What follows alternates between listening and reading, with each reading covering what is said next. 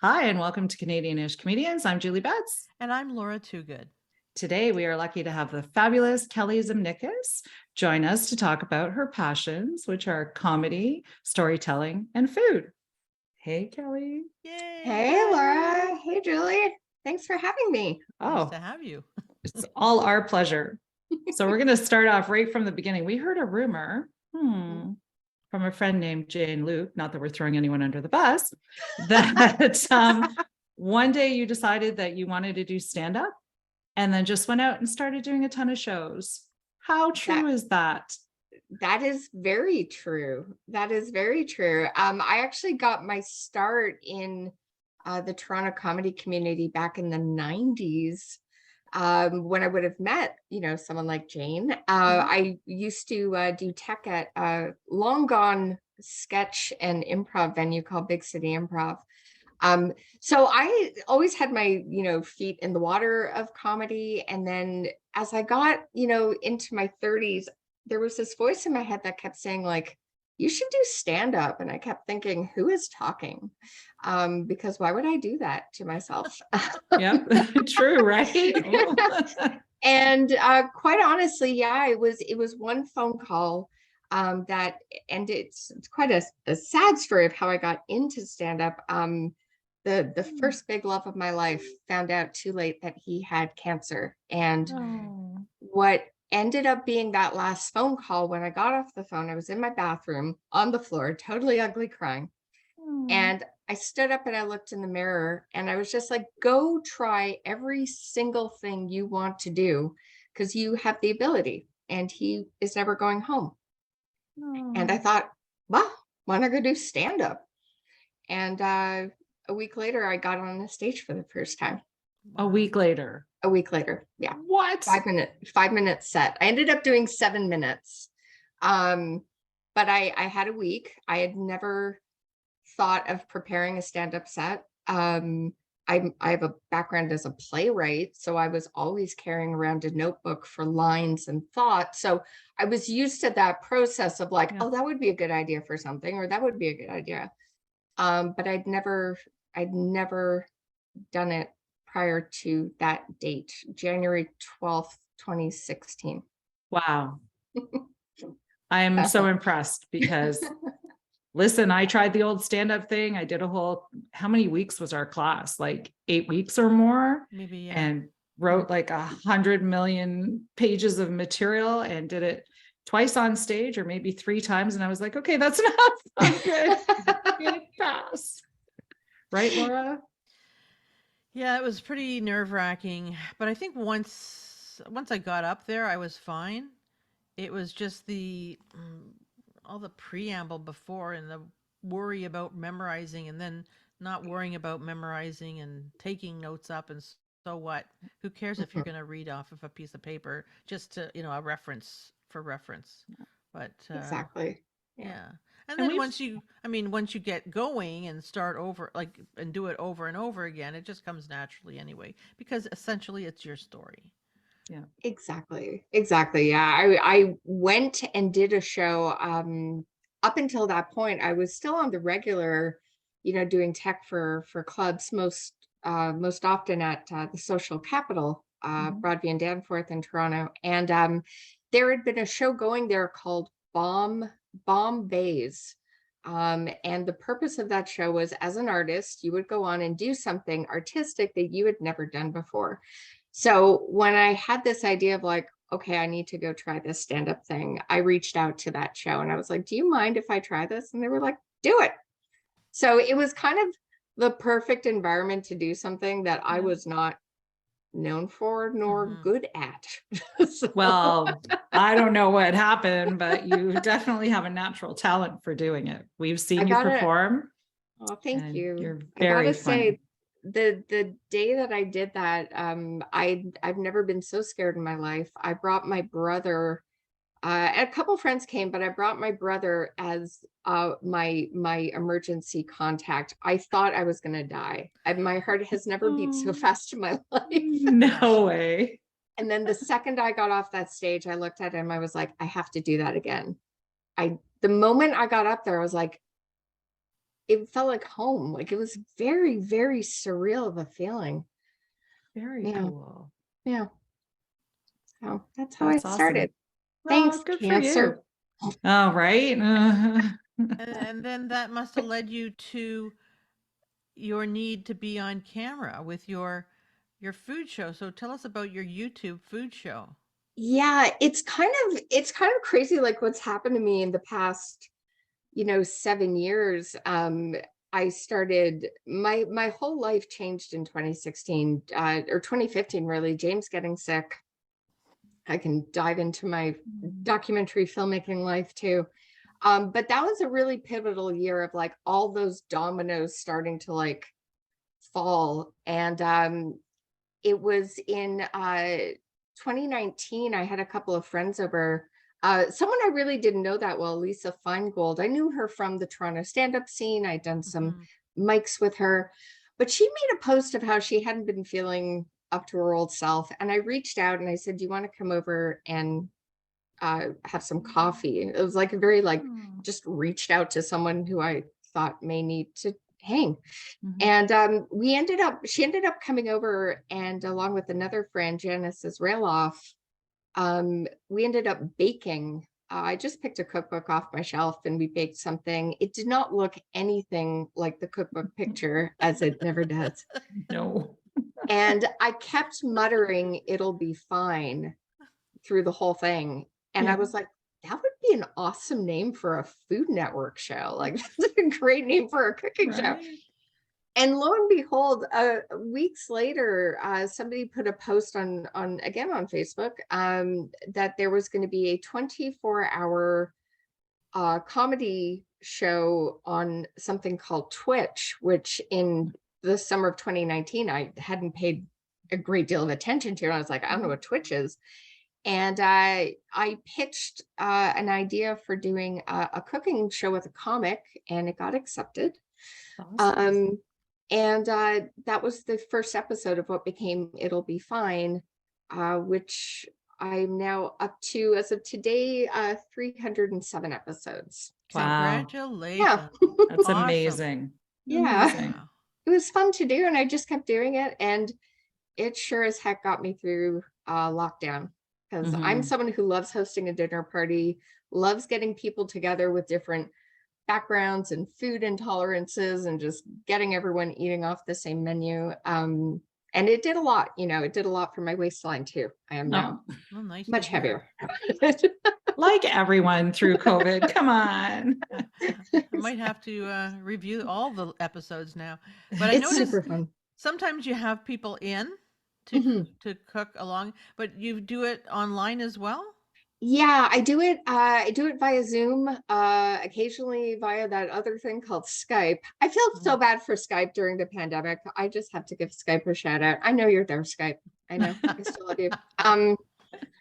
But yeah, like it's so funny that, the pitch of this comedy thing in the summer of 2019 of like, come do stand up online or do a sketch. I was like, why would I tell jokes on a computer? Which is very ironic given how I spent the majority of my pandemic doing online comedy. But through doing the online shows, and it just allowed me to like bring on other comics who are like, oh, I can come do that. Or I do a food chat. If someone didn't feel comfortable cooking by themselves in their home, we would talk about food, which was really fun to do as well. And I had bulk shot like so many, well, just a handful of episodes, I guess, before the Toronto went into lockdown. And I was thinking like, how do I do this show? How do I keep doing this show? And it was a Desta, a designer from Love It or List It fame on HGTV, a friend of mine. I was like, do you want to try to do this virtually with me? So I feel like all kind of my world sort of connected at the right time. So that's the long and the short of it. That's awesome. Worked out. Very cool. Yeah. So is it true then that you have a box of salt that's almost 300 shows old? It is true. It is true. Episode 12, my friend Kyle Petrila came over and gifted me a box of kosher salt because For episodes, I guess, 1 to 11, I had joked about how I had this non-denominational salt container in my kitchen that I was joking could be kosher salt. And then he brought me that. As of today, episode 307, that box is still kicking, but I want to get it to 312. I want it to be $300 of salt. That's when you reach out to the brand and say, look at what I've done with your box of salt. Get some promotional dollars going in there. Yeah, that would be amazing. Absolutely. Yeah, That's funny. Yeah, that's awesome. Fun. Yeah. So it kind of ties into your Instagram handle, Latvian Foodie. Definitely. And what brought that around, and how did you even choose the name? And obviously, I remember in what we have referred to as the before times, having a dinner party. And as I do, just inviting people who don't know each other over to my home and just making a recipe, making something for them. And my brother and his now wife said to me, have you heard of Instagram? You take pictures of food a lot. You should put them on Instagram. Because I think I'd been like tossing them up on like family Google albums, and things. So that's how I started doing that. And I was like, oh, okay, I'll try this out. And then the name, I was just trying to combine my heritage and my love of food, and the Latvian Foodie just sort of felt kind of good to me. And I kind of treat Instagram, as just my personal photo album that anybody gets to see. And sometimes it's food based, sometimes it's comedy based or movie based, but it's all ways that I tell stories, either through making a dish or telling a joke or making a film. So Wow, that's great. Yeah. Sounds deeper when I talk about it that way. it is. It still is deep. It's good. It is. It's just incredible. Like, so there's so many details about your life that are just overwhelming. I don't know how you do it. I do a lot. I know. Like your background in film and television. Why don't you tell us a little bit about that and what it led to? My background in film and TV, again, it's kind of one of those like weird beginnings and starts, but it was in oh gosh, I must have been like 13 or something, but it was here in Etobicoke. I live in Etobicoke, Ontario, and our local cable channel, I started volunteering for them when I was a teenager, and I think the youngest person there and one of the only women. And I was cable pulling and just learning about, how TV works. Always had been fascinated by TV from a very young age, because I have parents who work in advertising. So TV was kind of like another sibling for me. I just sort of was obsessed with the behind the scenes of it, of people on TV, just how it all came together. My start, my start in TV were around that age. And then my first big job was working for Royal Canadian Air Force on CBC. Oh, very so cool. That long running sketch, comedy train. Yeah, that was fantastic. I worked on the TV show, not the radio show, but I'd been a fan of the radio show. A long time fan, listened every weekend. And I remember that first day going into the office, I was like, you're Don Ferguson, you're Roger Abbott. Yeah. I got to, all these. Was Dave Broadfoot on that too? Dave would do guest spots. By the time I was there, I joined on John Morgan's final season on the show. But Dave would come on, and Dave was with them from, the early days when they were doing improv at the Poor Alex in Toronto. Wow. And the fact that guy who had such comedy credentials in Canada got to a point where he was asking me, like, do you think this works? And asking me for notes just tickled me just so much. He was such a lovely guy. And his wife made the best gingerbread cookie. My favorite. What I remember the most about him is when he did the RCMP guy. Yeah. Yeah. And then I remember the only woman on the show was Luba Goy. Yes. Yeah. Luba joined them again in their improv days. And they would have, I think they moved to TV in like the 80s. They started doing specials.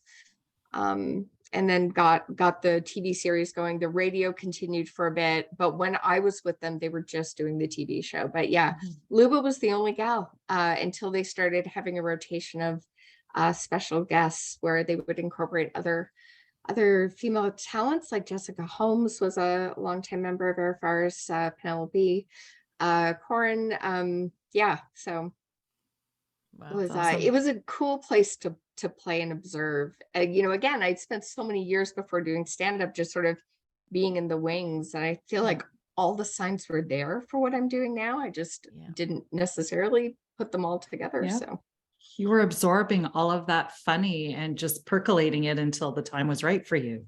yeah, Right. yeah. And that was one thing that Roger Abbott, the late Roger Abbott, who was such a great guy. I didn't know at the time, but I would have known him the entire time he had cancer himself. And it sort of made sense because he would be really nitpicky about stuff. Like even in like an Excel spreadsheet, he would be like, Kelly, I don't like this font. I'm like, you and I are the only people looking at this file. Why does that matter? But it was ways of getting me to, you know, look at the details of things. And he was very supportive and would always say to me, I love how you're doing all the parts of a production, because he said, whatever you ultimately end up doing, you're going to be better because you know how this whole thing works, you know, which he was That's very amazing. right about. Yeah. Because you couldn't have even gone to like a college or a university and gotten the education No, to the extent that you did working on these shows. Like, no, absolutely that's not. amazing. I'm a graduate of Centennial College here in Toronto, and class of 2000, radio and TV. Yeah. And it was my third year that they had us work. It was a work placement year, and I was deciding between This Hour Has 22 Minutes and Airfarce, and I couldn't sort of make sense of moving to Halifax and trying to get a part-time job plus work on a TV show. It just wasn't financially the right thing for me. But Airfarce worked out, and I did everything there from call back people for tickets to make gift baskets, to then moving up to working with script, occasionally contributing an idea for something. But yeah, it was really, really good training ground, and just getting immersed into it and just doing it. It was pretty great. That's awesome. Yeah. Awesome. Yeah. So it did kind of lead you to something that you produced that did really well. Yeah. At the time, I will say, at the time that I was working on Airfarce, I kind of got my producing and organizing training running a sketch comedy show called Inside the Out of Work Actors Studio, which was so much fun. And Dawn and the director of that show, Perry Rosemond, made guest appearances in it. That was a ton of fun to do in the early 2000s. But that got my producer hat on. And in as I say, 2015 was really kind of the year where my life changed, and ultimately, you know, changed for the better. I'd been a longtime fan of The Daily Show, and I still am, and a longtime, you know, fan of Jon Stewart's and his advocacy of 9/11 first responders. Yes. And it was watching a show in December of 2015. I sent a tweet.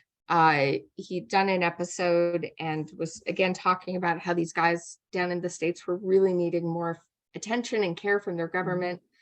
I sent a tweet, a 9/11 first responder saw it, and for whatever the reason, I messaged him. I said, what can I do to help you guys? I was really quite moved by what John had spoken about in that episode. And he introduced me to a man named John Field. And then little by little, that became what my first documentary was, No Responders Left Behind. And so that was December 2015. I started stand up in January 2016. So I was learning how to be a comic and how to be a filmmaker at the exact same time. Wow. And then, That's insane. yeah, it was this weird, like, wonderful parallel of like becoming a storyteller. Yeah. Yeah. So you just kind of have to ride with it, because everything was happening far too easily for a first film. And so it was like, clearly the gods, the stars were Yeah. aligning, and I just went with it and sort of learned to become a new version of myself, yeah. And yeah, James died in April of 2016. We started filming 2 weeks later in May. Oh And my then I was goodness. now amongst first responders dealing with loss, and I was going Yeah. through loss. So that parallel worked out nicely. Nicely? Life is weird. Oh. Well, Oh I my say word. nicely, in that it was good to grieve with them, and Yeah. it allowed me to relate to people still dealing with people they lost in the years previous, and it gave them something to connect to me, because they were quite perplexed by us. They called us the Canadians the entire time we were filming. Because we were these foreigners coming to listen to them. They weren't being listened to. So. Sad that within their own country, other than Jon Stewart, there wasn't really a platform for them or the attention that they deserved. Like, no. Ridiculous. And I know that I think it was watching one of the trailers for the documentary, and they were like, the equipment was made to keep us safe from the fire, but not from all the toxic stuff that we were exposed to. Yeah. And it's so sad. I've had friends that were firemen, and a couple of them have died from cancer, which is very common in that profession. And I think that we don't realize it. And even just the trauma, like, I don't know, like, kudos to you for taking on that project and making this fabulous film. Oh, thank you. Yeah. And it made me realize that there are far more stories to dive into. I mean, that was just sort of like the tip of the iceberg. But if it then propels you as the viewer to read something more about it, or talk to your local firefighter. I mean, I think the thing that I took away from that film, and again, always trying as a storyteller to be a good listener, as a comic, you're trying to read the room, always trying to like engage with your surroundings. I really took away the fact that when first responders aren't dealing with a crisis, I don't really give 1 second thought about them, and I hadn't done that, prior to making the film. So I was like, okay, I gotta do better. It's like that whole idea of like, when you know better, you do better. Right. Yeah. Yes. Yeah. So how excited were you when you found out it was nominated for a Canadian Screen Award? Oh my gosh, that was astounding, because that was, of course, I think what people may not realize is that to get a nomination, you have to campaign for a nomination. So it's not like you can just get nominated, but you have to do a lot of work to get that nomination. So it was just pitching our case. I mean, we were amongst an amazing array of films at the CSAs last year, and to get word that we got that nomination on my first film, like, that's bonkers, and I will say, and it doesn't give anything away, but Jon Stewart is in the movie, so that was cool enough to have Jon involved with it, and then to just be lauded, that way was great. And it was such a cool experience, like, I got to I had to record this little voice piece so the announcer knew how to pronounce my last name, and that was really fun. And I mean, we ultimately didn't end up taking home that prize, but I still took myself out to a favorite burger joint in Etobicoke afterwards. I was like, whether I win or lose, I'm getting a burger and onion rings, and I will pay for it later. So it's nice. I was just like, I mean, the awards on my wall, like, I'm so tickled that I can say I'm a CSA nominee. Like, that's really neat. Absolutely. Yeah. That's fabulous. So Yeah. is it, sorry, Julie. No, go ahead. I just wanted to know if it was streaming anywhere, Kelly. Yeah, it's streaming on Discovery Plus, and maybe with, I know the way things work that once a broadcaster has a window, then we're able to take it elsewhere. So Mhm. it may be elsewhere another time, but Mhm. for the moment, we have a very happy home with Discovery Plus. And yeah, it's great. And then we won an award on a boat. I didn't even know. I don't know how this happened. I just got told one day. I was like, "Well, you won." There's this film festival that I'm blanking on the name of right now. Oh my gosh, that's so embarrassing. But this boat festival where they I think it was Roger Ebert, the late film critic, his Oh, cool. favorite one, Yeah. a floating film festival or something.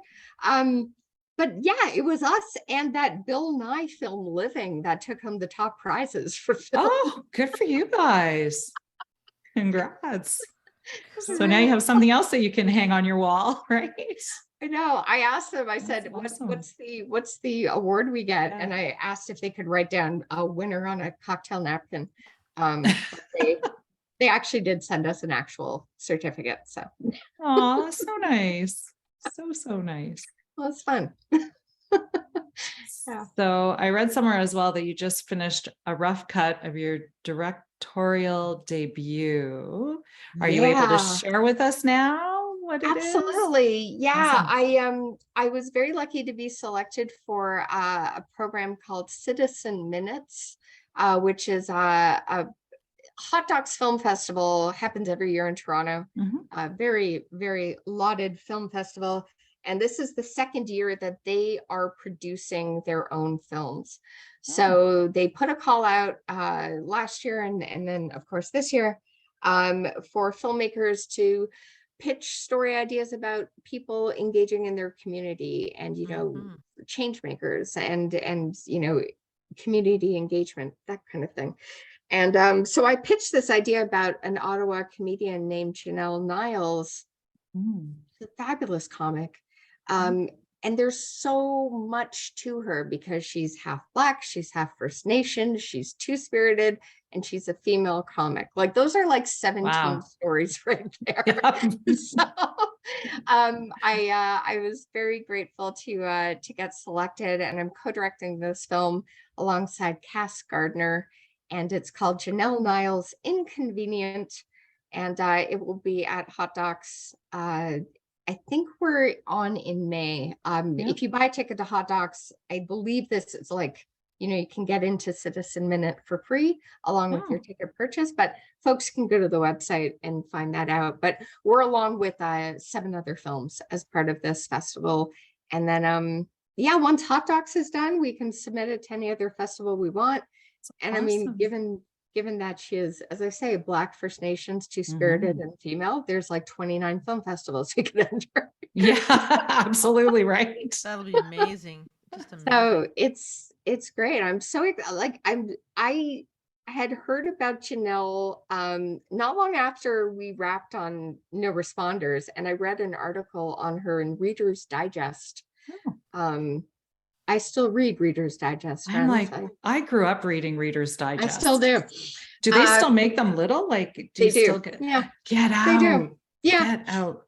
And it's a good read. It's a good read. Love and them. I remember ripping out the article about her in 2019. I was like, she'd be a great documentary subject. Yeah. And then we got to know each other doing virtual comedy because we were on shows together online. So again, world's kind of working out, So I'm really happy to share her story and introduce her to some more people because she's only been doing stand-up for 4 years, and she is just a juggernaut. Like she's just going. It's amazing. Yeah, she's involved with a lot of things. A lot of things. I mean, her Gotland show, which we profile in the documentary, is giving a space for Indigenous comics to have a showcase show, not to talk just about Indigenous and First Nations topics, but about any kind of comedy, but focusing on, someone will be in the audience and be like, oh, you look like me. Like when you have that connectivity with someone on stage and they see, oh, you're on stage and you look like me, that's a big deal, you know. Yeah. That's It's a big important. deal. It is important. And now, are they debuting that show in Ottawa and then moving it across the country, or? The Gotland show. Yeah. Gotland did start in Ottawa, and now it goes all across Canada, and Okay. hopefully it'll Awesome. get to go to the States too. But Janelle's taking it all over. It started off in the diner that her Yeah. sister manages, Eddie's Diner in Ottawa. And now it just goes all over the place, and that's incredible. I mean, Fantastic. Yeah. when I think of like where I was, months into starting stand-up, Janelle started Gotland 4 months into starting her stand-up career, Wow. which is bonkers. Yeah. That's It's remarkable. bonkers. Yeah. Yeah. Good So, for her. Wow. yeah, championing fellow comedian, fellow Yeah. female comic, and then learning more myself, which Mhm. I think is a win-win. So Yeah. yeah. That's awesome. It's kind of like why we do this. We want to bring attention to female comics or women and Yeah. LGBTQ that are in the comedy atmosphere, and just kind of help promote everybody and bring things forward and be more Yeah. progressive. So it's good. Yeah, because Yay. I think it can be really easy to be uncertain if your voice matters, when you don't see a familiar face at a comedy club and you're like, well, it's all dudes, or maybe it's Yeah. all 20-year-old girls. Like, what are they going to care about a woman in her 40s who is going through things? But then, like I had the other day after a show, someone came up to me and was like, it was good to hear someone else talk about that aspect of, hot flashes, Yeah. or what have you. Yeah. But when you get someone after a show who comes up to you and is like, that was really great because I'm going through that. So it was nice to hear someone else going through that. That's the best, Yeah. Absolutely. So is all that included in your blog? Yeah, I got a blog too. I'm really busy. Name that blog. I have a blog called Marriage and the Single Grrl. And if you go to my Instagram page, The Latvian Foodie, there's a little link tree, and that sends you to all the things where you can find. It's my quasi website.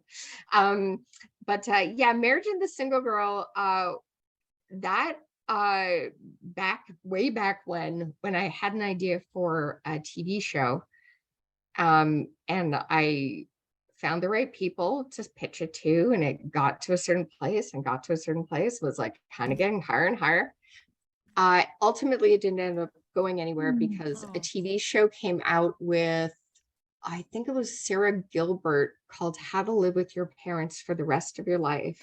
And I read about it. It was debuting on my birthday.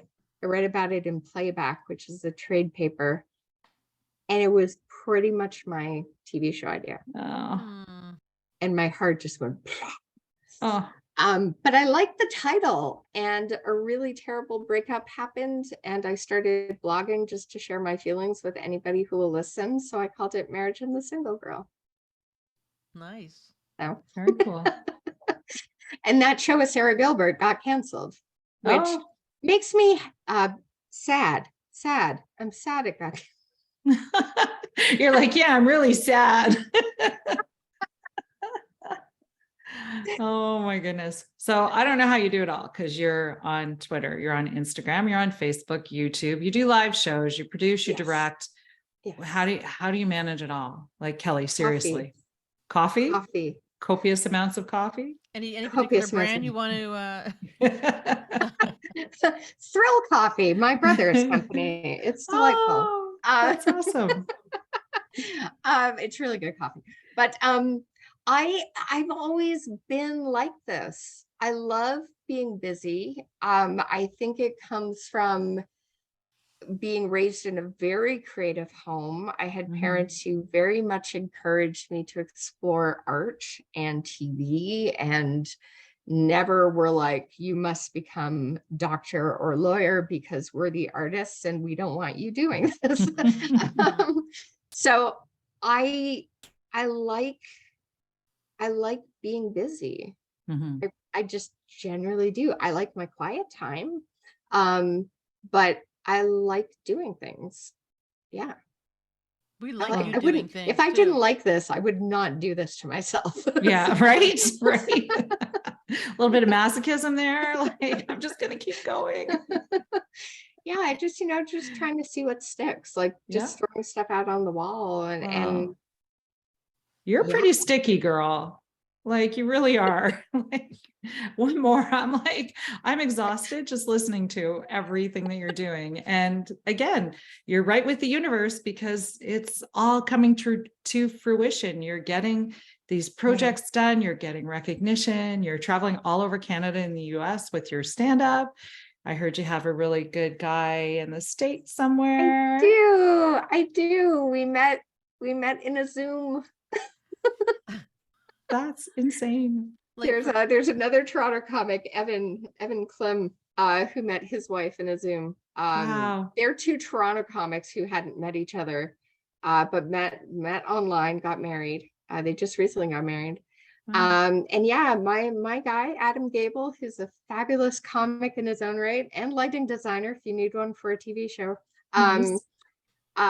Him and I met April 2020 and online, and then started dating January 2022. So That's Yeah. awesome. wow. So was it like through work or was it through comedy that you met? it was through comedy. So this on Tuesdays I run a mic Tuesday afternoons. Anybody can come in and test out some material.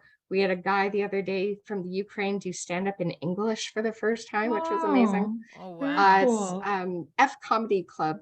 You can go online and see the signups on Tuesdays. I host that. So at the time, I was not hosting it. Somebody else was. But Adam and I kept logging into this afternoon writing class. And it was the end of 2021, because at the time I think we both had people in our lives that we were seeing or trying to figure out if it was a thing. And then the end of 2021, I was submitting a packet to Family Feud Canada for a writing job. And I reached out to Adam. I was like, you know my jokes, you don't know me that well, so I feel like you'd be a good like litmus test over if this stuff works. I didn't get the job on Family Feud Canada, but I got a boyfriend. So thank you, Family Feud Canada. Yep. Yep. Well, it would be awesome if down the road, if you guys ever got married, you could do it on the Family Feud Canada set. That would be like, Get Jerry D to that'd marry be us. awesome. I don't know. Right. I think you should do it on Kelly's show. They should cook up something and then cook a wedding cake and then say surprise. That would be cute. Aw. But then we'd lose you to the States probably. So we don't want that either. Right. I love being a Canadian. There's aspects of America that are most tempting, my boyfriend being the top one, but yeah. I don't never want to totally leave here. Mm-hmm. So well, we don't want you to leave because you're doing amazing things here. So no. Okay. We need you here. Yeah. So you mentioned your brother's coffee, which is Grrl Coffee, right? Grrl Coffee, yes. But you also have a merch line. I do. Yes. Yeah, I do. Again, if folks go to the old Instagram, there's a button in the those highlights you put on your page. You can click on one of those. So I've got a very quirky little merch line based from the haters online, the haters and their mean things. I had posted a joke that I guess you could say went viral on Facebook because it's like 322,000 views. Does that mean it's viral? I don't know. I would think so. Yes. Yeah. And I will be the first person to tell you this is not my best joke ever that spun out of control. It's just a funny story I have about being hit on at a McDonald's. Yeah. That was the thing. And I'll own up to the fact that it's not the greatest thing I've ever said, but it's kind of charming. But people took the time to tell me how horrible I am as a comedian and as women comedian are. I really appreciate the fact that they took the time to write that. And there was one comment in particular that said, just another shitty female comic. Okay. That sounds like And jealousy to me. Mhm. right. And I was in Brooklyn at the time, and I looked at my phone and I looked at my boyfriend Adam. And I was like, I gotta put this on a shirt.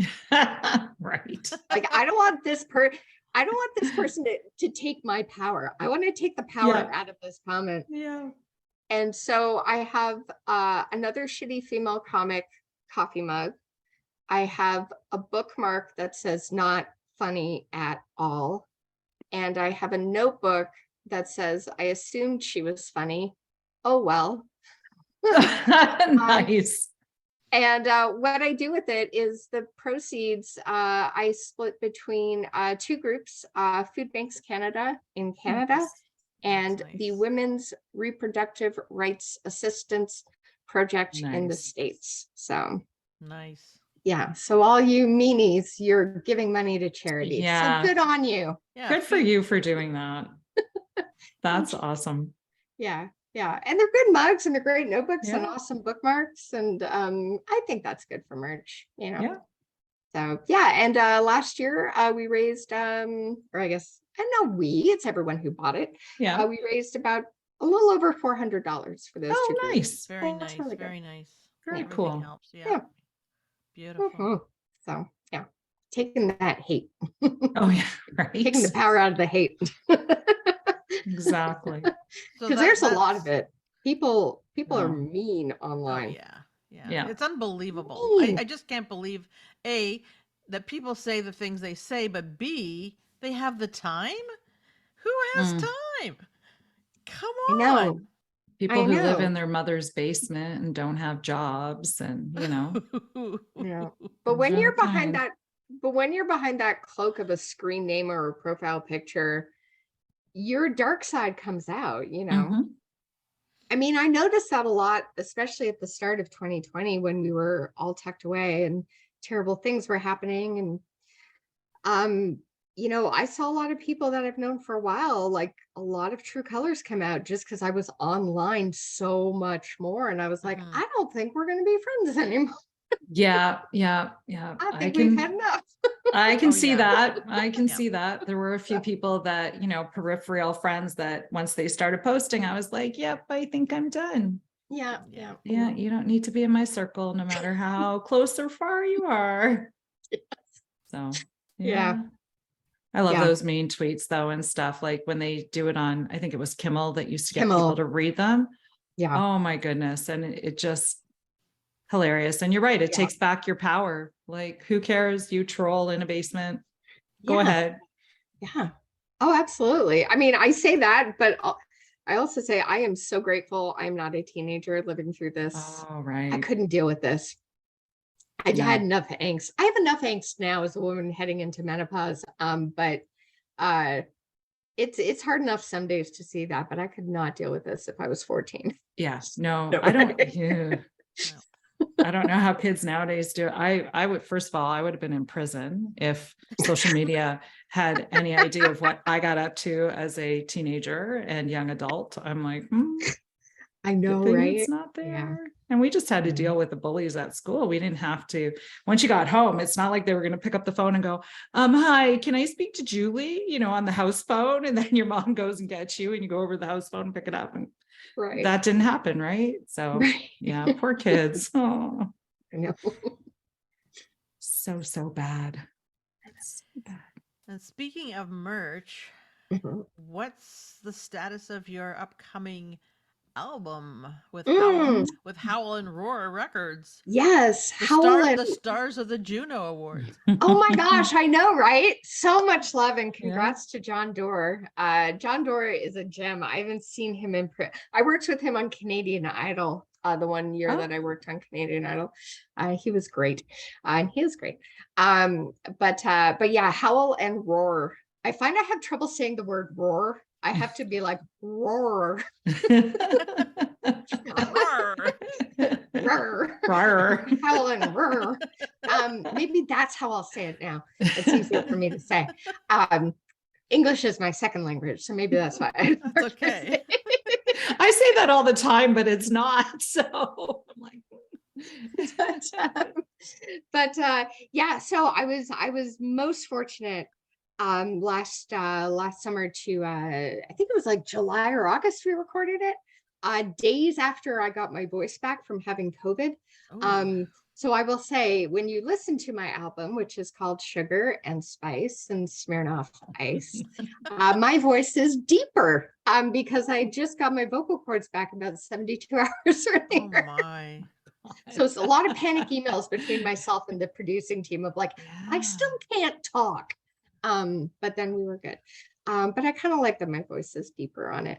And it will be coming out next month, April 2023. I have asked them if it could drop on my birthday. That would be pretty Oh, great. Awesome. So it'll come out sometime in April. If it comes out April 3rd, all the better, because that is my birthday. yeah. Um, Happy birthday in advance. Yes, happy birthday.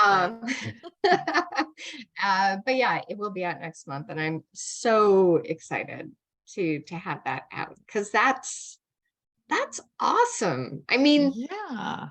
I didn't I didn't think that could be a thing I'd be doing, and it's a thing, and that's great. So I think I'm just always surprised by it's like, oh, cool, you invited me. I'm just happy to be invited to a party.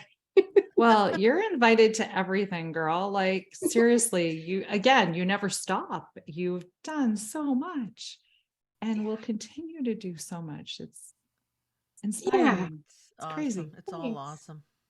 Thanks. I'm trying. So, speaking of inspiring, who inspires you? What? Oh, goodness. That's a good question. There's a lot of people that inspire me. My parents are really big on that. I mean, as rocky of a relationship as one can have with parents sometimes. Um, I do marvel at the fact that, like my dad, uh, both my parents came to Canada during World War II. And my dad in the 1950s went out looking for a job at a ad agency, and uh, you know, he was a young man in his 20s going down and doing that. And then within a couple of weeks, the guy running the company went, yeah, do you want to take charge of this place? And my dad was like, what? What? And did that and ran this amazingly successful ad house in Montreal called Penthouse. It was before the magazine. Um, Your but dad's Larry, no, Larry Flynn, wasn't it? that was the other one. That was the other Oh one. yeah. Oh, sorry, you're correct. But that inspires me a lot. My fellow comics like Janelle Niles, Mhm. Desiree Walsh. Yes. There's so many amazing comedians that I see just giving it 20 times more than I am, that I'm like, oh God, those are goals. Those are goals. I want to Oh, keep pushing that and getting to that place. Simone Holder is another one that I really admire. Ottawa-based comic. And yeah, it's like just watching my peers do their stuff, and I'm just like, I get to be in this company, which is amazing, working with Cass Gardner on this film. I'm inspired by the company I keep just every day. Yeah. It's great to see folks doing things, and I'm like, okay, I want to keep going too. And yeah. that sort of makes me want to chase after it too. Also respecting the fact that I do need to take breaks sometimes. And Mhm. as Good. much as comedy is like this, hustle kind of culture, you also do have to sometimes let things kind of flow and recalibrate and get stuff to then tell jokes about later. And you do have to sort of take time for yourself too. It's not always a need to like go kill it every night. Like go Yeah. kill a sandwich. Like, go do that instead. Some Go to days Kelly's it's house okay and to kill a chill. sandwich. Yeah. Yeah, Do you right. recommend a sandwich, Kelly? What's your go-to sandwich? Oh gosh, that's a great question. I love me a smoked meat sandwich. Mm, I as a Okay. Montrealer, Yeah. yeah. I Yeah. loved me a smoked meat 100%. sandwich. And yeah, I used to but get them yeah, at Shopsies downtown. Mm, Is yes. it still there? I haven't been there like at Mm, that corner I of don't think think so. was so. it front like across from was It it was across across from Yeah, the it was across from that concert hall whose name keeps changing. Yeah, it was. Well, when Hummingbird I Sony last went there, it was Center, called the O'Keefe, I think. I think it's now Meridian, And but then it's near the Hockey Hall Yeah. of Fame, if anyone's Yeah, trying to yes. figure out where yeah, this is. yeah, exactly. But I will say now, if you want a killer smoked meat sandwich, my good friend Zane Kaplansky has Kaplansky's in Terminal 3 at Pearson. So if you're flying out Oh. of that terminal, go find it. I thought there was a Kaplansky's in Cool. Leslieville. There used to be, but now it is just at the airport. No Hmm. kidding. Yeah, but it's worth going to Pearson and Nice. flying out of that terminal. And flying out, yeah, because you can't go in and just pick one up and leave, right? I don't think you can. No. I wish you could. But yeah, I wonder if they Uber yeah. Eats. I'm in the parking lot. Can I get an Uber Eats from? Yeah, I take inspiration all around me. There's so much stuff to be inspired by, comedy or not, just trying to be a good listener. So. Yeah. Yeah, I think the best comedians are people who are very in tune with what's happening around them and live a life. Like you can't just be all focused on one thing. You kind of have to experience it all, which you obviously are doing. Yeah, you've got to be in the moment, like you can have goals for things, but don't go out and do something just for that JFL special, because then you're going to miss 29 things that are happening. And the And you thing may I not love get about that.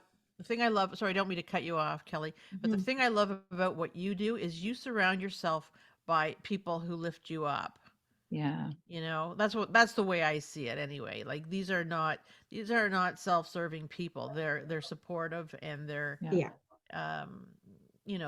their goals are the same as yours, and that's what makes it all work, I think, right?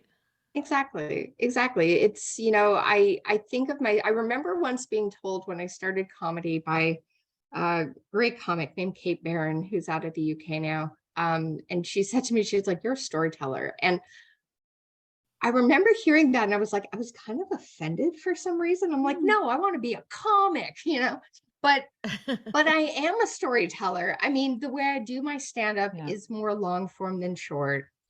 I tell my stories through food. That is what I am. Like it sounds kind of hokey, but I kind of feel like I'm a bit of a conduit. Like, Janelle's story came to me. So if I can pass that through to make sure other people know about it, amazing. If my experiences as a woman in her 40s going through health stuff and body changes and not having children, if that story can relate to someone in the audience and make them not feel so, because you can get a bit taken to task by fellow women who have children when they're like, you don't have kids? Like, what happened? It's like, it's okay. It's okay. Yeah. I'm still a good person. So I'm very much a storyteller. And so when Kate said that to me, it's like, she was totally right. Awesome. It's a good way to be. Right. I think so. There's so many great stories out there. So. Absolutely. And you're bringing them all to us, which is fantastic. One at a time. It's awesome. With the help of my therapist. Right? Somebody needs to do a doc on therapists and how much therapy they need after dealing with all their patients, right? I'm like, oh my gosh. Well, you have to get your material from somewhere. Yes. Exactly. It all comes out in the wash, right? Yeah. That's funny. More people should have therapy. That's what I've learned. It's true. Everybody should have therapy. Everybody should Very have helpful. therapy. Yeah. Absolutely. Well, this has been absolutely awesome having you here today. Just thank you. Nice. You're very so nice. great. Yeah. Nice conversation, and I want to thank you for your time. Oh my gosh. 'Cause Thanks I know for you got to having get me. back to doing that Yay. documentary or whatever. Yes. I actually have to log back into an edit session that 4 people are very perturbed that I was. Oh, well, please apologize to them for us. It's all good. But it was so great having you. Like, honestly, Kelly, you're just, Thank you. I know I've said it to others, but you're such a breath of fresh air, and you're so inviting and warm and open, and like just great things are going to happen for you and continue to happen. They've already happened. They're going to continue to happen. Absolutely. Thank you. We're excited to hear your record, and hopefully it comes out on your birthday. We'll keep an eye and ear out for it. Absolutely. On Howl and Grrl. Yeah, howl and and roar. We'll definitely you're going to put your link tree in the show Yes. notes so that everyone knows where to get you everywhere. Yeah. Absolutely. Definitely. Absolutely. Definitely. Lots of shows coming up in person or online. So yeah, you can find me Fabulous. online, not in person. That would be creepy. Well, you've met us, Kidding. so you know how creepy. No, I'm just we're not stalkers. No, we're not. No, not at all. We're fans. We're super We're fans. We're fans. Anyways, thank you again. Thank We you. really appreciate your time and your voice. It's great. And take care, and we'll hopefully see you soon. Yeah. Thanks so much. Thanks, Kelly. Bye. Bye.